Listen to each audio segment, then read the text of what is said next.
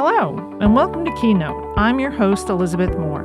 In our November episode, we were joined by Chef Adrienne Cheatham, who shared her tips for enjoying the holidays without taking a detour on your health journey. In this month's Keynote, Chef Cheatham shares the recipe for her Mississippi pot roast, a delicious, nutritious, affordable, make-ahead alternative to the typical holiday main dishes. The recipe is in her cookbook, Sunday Best. And for a chance to win a signed copy, visit our Instagram and Facebook pages and tell us how you make your holidays a little healthier for your loved ones. But hurry, our book giveaway expires Sunday, November 23rd. And P.S., we've also included a link to the full recipe in our show notes.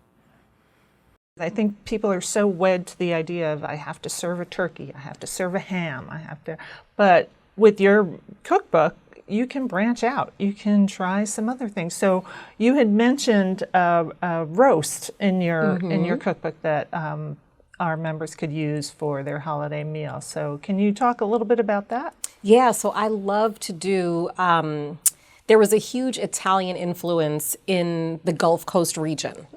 There were 3 ships from Sicily to New Orleans every month after slavery ended. So there's a huge Italian population that a lot of people stayed. Some went back to Sicily or southern Italy, but a lot of immigrants stayed. So the Gulf Coast region from Texas to Mississippi, even into Alabama, has a huge Italian influence along that coastal line.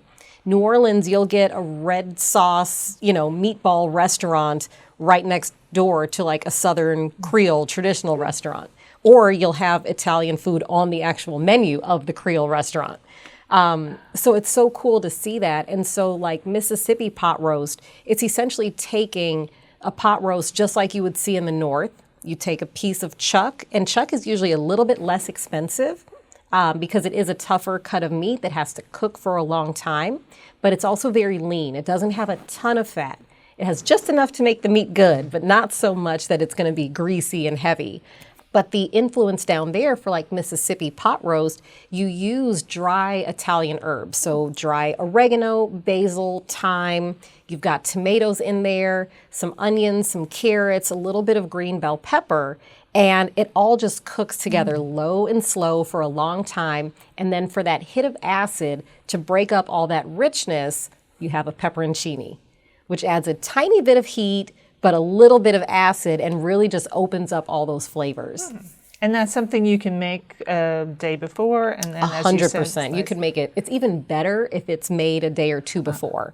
And because, braised meats are very soft and tender, so when you're slicing it, they can fall apart. So if you make it 2 days before, let it sit in the fridge, it's nice and cold, you can slice it into nice, clean portion slices, and then just put it back together, pour the liquid up back on top, and then just pop it in the oven to warm up, and you don't have to worry about it shredding while you try to slice it. Wow, that's a great time saver and money saver for our members. I make it all the time, and you can even pop it in the freezer and then pull it out after you've sliced it, and you can have a couple pieces here portioned out, ready to go.